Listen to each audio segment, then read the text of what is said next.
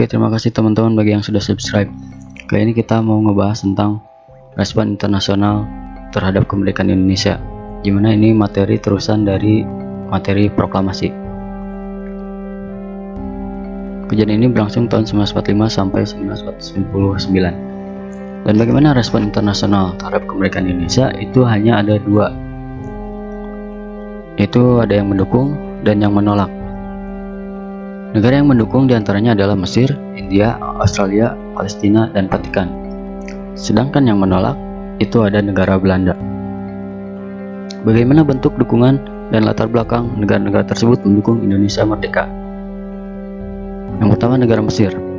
Latar belakang Mesir mendukung Indonesia diantaranya adalah karena ada persamaan agama. Dua-dua negara tersebut mayoritas agamanya Islam. Lalu senasib sepenanggungan. Kedua negara pernah dijajah oleh negara lain. Lalu ternyata ada banyaknya mahasiswa Indonesia yang kuliah di Mesir. Itu juga menjadi faktor dan latar belakang Mesir mendukung Indonesia untuk merdeka. Bentuk dukungannya seperti apa?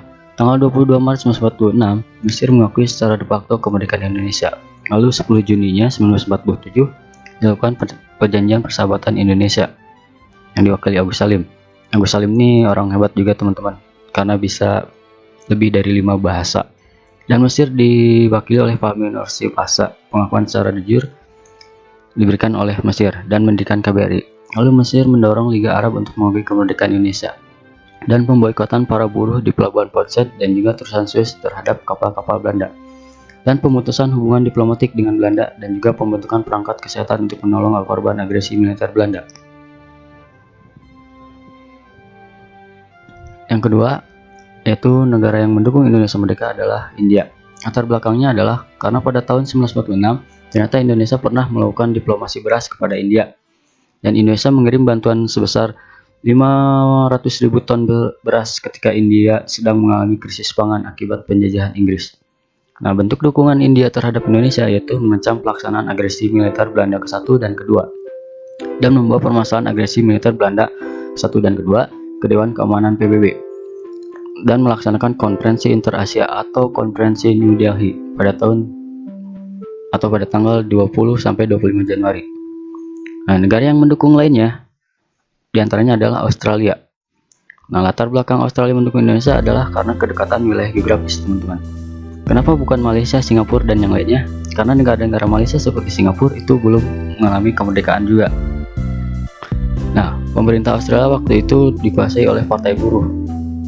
Lalu bentuk dukungannya adalah tanggal 23 September 1945 itu ada peristiwa The Black Armada, di mana pelaut-pelaut Australia itu memboikot ataupun menghadang kapal-kapal Belanda yang ada di Australia, lalu mengecam pelaksanaan agresi militer Belanda 1 dan 2. Dan pihak Australia lantas memfasilitasi pemulangan sekitar 1.400 tawanan perang Belanda asal Indonesia. Jadi dipulangin tuh teman-teman, orang-orang Indonesia yang ditawan oleh orang-orang Belanda.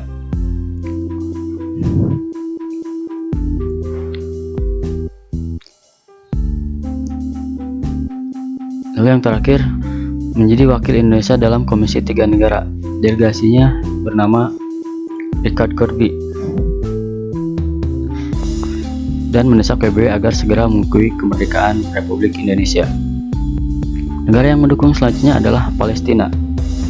Dukungan Palestina ini diwakili oleh Syekh Muhammad Amin Al-Husaini, Mufti Besar Palestina pada 6 September 1944. Ini bahkan sebelum Indonesia merdeka, Palestina sudah memberikan sebuah dukungan kepada Indonesia untuk merdeka. Ini tersiar dari Radio Berlin bahasa Arab menyiarkan ucapan selamat dari beliau ke seluruh dunia Islam bertepatan pengakuan Jepang atas kemerdekaan Indonesia. Lalu yang kelima adalah Vatikan. Vatikan adalah negara kota. Negara Vatikan adalah negara Eropa pertama yang mengakui kedaulatan Indonesia, dan Vatikan merupakan negara yang memiliki pengaruh besar terhadap arah politik dunia, khususnya bagi negara-negara sekutu seperti Amerika dan Inggris. Kenapa Vatikan mendukung? Karena di sana ada pendeta Sugiyapranata Pranata dari Jogja yang membantu serta meminta dukungan dari Vatikan. Jadi dulu ada pendeta Indonesia juga dari Jogja yang pengaruhnya sangat besar terhadap Vatikan. Lalu siapa negara yang menolak? Tadi sudah disebutkan, yaitu Belanda. Kenapa Belanda menolak? Karena setelah kekalahan Jepang oleh Sekutu, Belanda yang termasuk ke dalam blok Sekutu merasa berhak kembali untuk menjajah Indonesia. Dan ada hal-hal yang dilakukan oleh Belanda, yaitu membentuk NICA. NICA itu Netherlands Indies Civil Administration. Lalu yang kedua, membentuk negara boneka. Yang ketiga, membebaskan para interniran.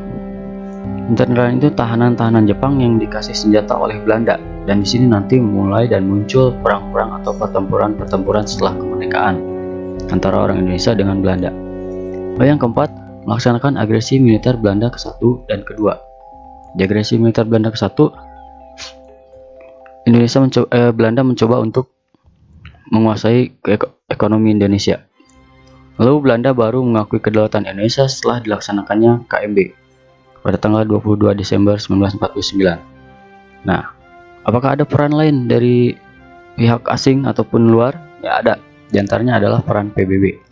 Peran PBB harus lebih mendalam lagi untuk mendalami permasalahan antara Indonesia dan Belanda. Dan akhirnya PBB membuat sebuah resolusi gencatan senjata.